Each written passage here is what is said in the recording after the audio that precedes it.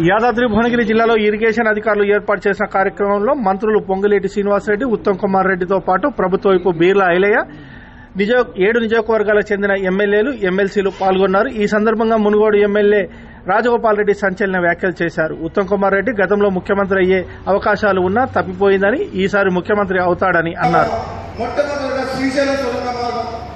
తర్వాత Delhi lift irrigation గురించి, అదేవిధంగా మా అదృష్టం కొద్ది ఈ ప్రాంతంలో అదృష్టం కొద్ది భువనగిరిలో కూడా రివ్యూ మీటింగ్ పెట్టి ఈ ప్రాజెక్ట్ రివ్యూ చేసినప్పుడు అది చేసేందుకు మీ చేతుల మీదకి వీలైనంత వరకు మ్యాక్సిమం వాటర్ యూటిలైజ్ చేసి మొత్తం ఏరియా కవర్ అయ్యేటట్టు చేస్తే బాగుంటుందని చెప్పిన నా విజ్ఞప్తి, నా రిక్వెస్ట్. ప్రతి ఇంచు తెలిసి నా కాళ్ళ గురించి, ఈ 3 కాళ్ళ గురించి దయచేసి ముఖ్యమంత్రి గారు, మన మంత్రి గారు, ముఖ్యమంత్రి గారు అంటే మళ్ళీ ఎప్పుడో ఒకసారి ముఖ్యమంత్రి అయితే మీరు తప్పకుండా.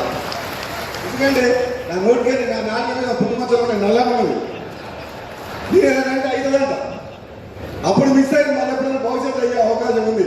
అదంతా అది నల్గొండ జిల్లా ప్రజలు మీరు మంత్రి అయ్యారు, మీరు అన్ని ఇంకా మంచి స్థానాలు పోవాలని కోరుకునే మంచిగా చెప్తుంది మీ సోదరుగా. ఈ కాలువల మీద మళ్ళొక్కసారి మీరు డిపార్ట్మెంటల్ గా కూడా ఒకసారి మళ్ళొక్కసారి మీరు టైం ఉన్నప్పుడు రివ్యూ చేసి ఈ కాలువ డిజైన్ చేయించి గారు నేను అందరిలో చెప్తాను. ఎందుకంటే ఇక్కడ నాకు ఈ కాలువల మీద నాకు తెలిసిన సబ్జెక్టు బహుశా రోజు, ఎందుకంటే 16 ఏళ్ల నుంచి ఈ రైతుల కష్టాలు బాగా నుంచి